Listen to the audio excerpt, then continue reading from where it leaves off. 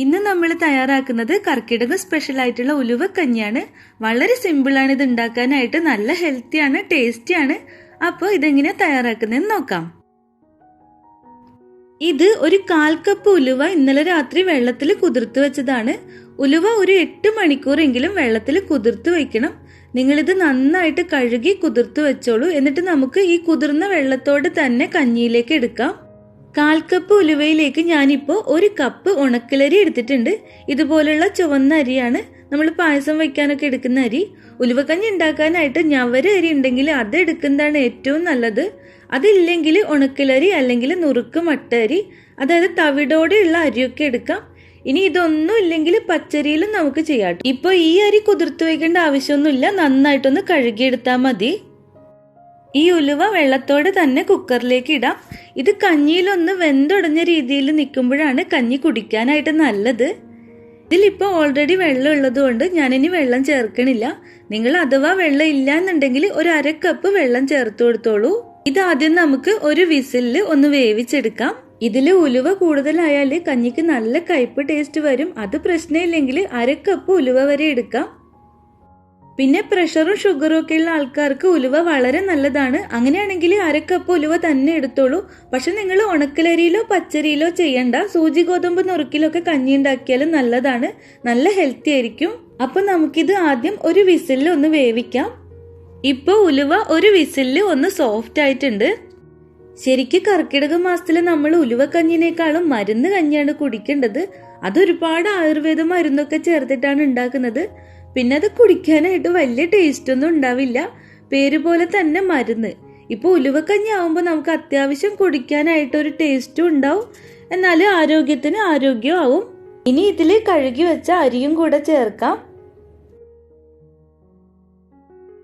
ഇതിലിപ്പോൾ അല്പം വെള്ളമുണ്ട്, കൂടുതൽ വെള്ളം വേണം. ആദ്യം ഒരു 2 കപ്പ്, 1.25 കപ്പും കൂടെ, അപ്പോൾ 3.25 കപ്പ് വെള്ളം ചേർത്തിട്ടുണ്ട്. ഇനി ഇത് 2 വിസിലിൽ വേവിച്ചിട്ട് എടുക്കാം. പണ്ട് ഇന്നത്തെ പോലെ കഴിക്കാൻ അധികം ഭക്ഷണം ഒന്നും ഉണ്ടായിരുന്നില്ലല്ലോ. പിന്നെ ഈ ഒരു മാസം കൂടുതൽ രോഗങ്ങളൊക്കെ വരുന്ന സമയമായിരുന്നു.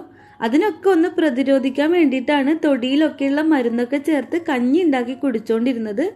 ഈ സമയത്ത് ഔഷധക്കഞ്ഞി കുടിക്കുന്നത് ശരീരത്തിന് നല്ലതാണ്. ഒന്നും ചെയ്യാൻ പറ്റിയില്ലെങ്കിലും നിങ്ങൾ ഉലുവക്കഞ്ഞി ഉണ്ടാക്കി കുടിക്കണം. ഇത് ആർക്കും സിമ്പിളായിട്ട് ഉണ്ടാക്കാൻ പറ്റും, ബാച്ചിലേഴ്സിനും ഉണ്ടാക്കാം. കുറഞ്ഞത് ഒരാഴ്ചയെങ്കിലും അടുപ്പിച്ച് കുടിക്കണം കേട്ടോ.